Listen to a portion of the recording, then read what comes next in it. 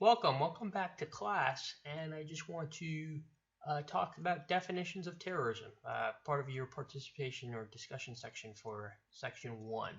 Um, so, what is terrorism? What is a terrorist? What is not? It's actually been something debated uh, quite recently after the Boston Marathon attack. Why do we consider one person a terrorist, another person a freedom fighter?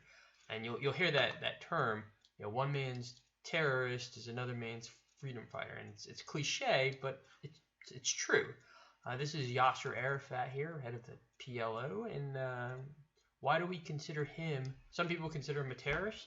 Some people consider him a legitimate resistance fighter. This is Nelson Mandela here in his younger days, South Africa. Um, Most people consider him a freedom fighter, but he did engage in attacks against people. He was involved in that. So why do we think that? There's no real answer to that definition. Um, but it is an important question to ask, and it's important for several reasons. Uh, we want to have a agreed on international definition of what is terrorism, so we can extradite people, so we can try people in international criminal courts, so we can say, hey, terrorism is wrong, and we as the world are getting together and outlawing it or punishing those regardless of where they are. Um, that's why we have to be very clear on what is a terrorist, what is not. The other thing is, if we declare you as a terrorist, particularly in the United States, we get to do things to you. We get to put you in Guantanamo Bay and not arrest you. We get to launch a predator strike over the border to kill you. Uh, we don't get to do that for child molesters or drug runners or just plain murderers. We don't get to do those. But if you're a terrorist, we get to launch predator strikes into a sovereign country. So we have to define it clearly. And I can be honest, there are different definitions. Different people disagree, even among our government. And what you see here is the DoD definition, and unlawful use of violence to advance a political agenda. The NCTC, National Counterterrorism Center, has it different. They say specifically against a non-combatant target. Okay, so military attacks on military don't count as terrorism, at least according to the NCTC, National Counterterrorism Center.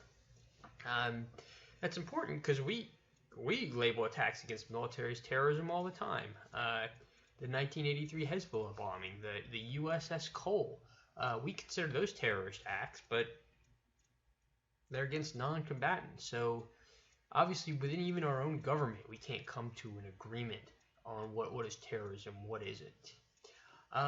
Generally, and I'm very generic, say that there's kind of four components of what we consider terrorism. Usually, it's a non-state actor, Al Qaeda type, Hezbollah, that perpetrates violence against civilians, that uses what I call low-level tactics, IEDs, assassinations, bombings, uh, things of that nature, not missile strikes or smart bombs. It's more low level. So they use low level tactic that advances a political agenda, and obviously the political agenda makes it a terrorism and not a common criminal.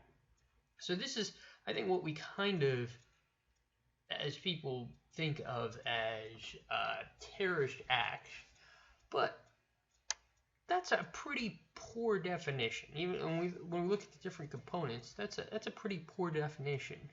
Uh, a non-state actor. So a non-state actor we consider terrorism. Um, but we have state sponsors of terrorism. We had Iran as a state sponsor of terrorism. Syria is a state sponsor of terrorism. So we say, hey, terrorism is non-state actor, but we do have state sponsors. Um, the other portion of that is you're assuming legitimacy based on whether it's a non-state actor or a state actor. You're saying a non-state actor can't kill civilians, but a state actor can. And that's okay. State actor can. And we have killed civilians. I mean, this is Hiroshima right here. We targeted, as a state, civilians. We did that in Germany and Japan in World War II. Directly tried to kill as many civilians. So what separates what we did against what Osama bin Laden did on 9/11? Is it because we're a state? We're a state and we get to kill civilians? We get to sanction that? I mean, that definition doesn't sound a little hokey. Is it because we're at war? It's because the United States declared war on Germany and Japan, and that gives us carte blanche to blow up, to kill civilians? Well, you know what? Al-Qaeda declared war on the United States.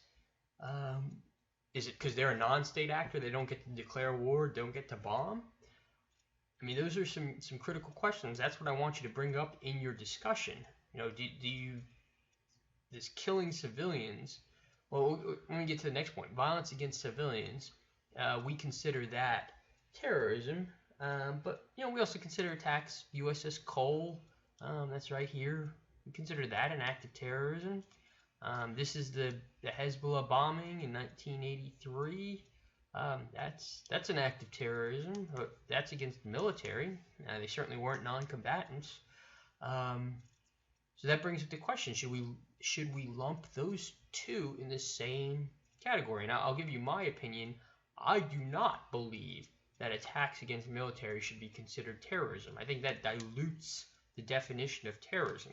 I think whether you think military is legitimate or not, I think it's more of a legitimate target to kill military than it is to kill a bunch of civilians. That's my personal opinion.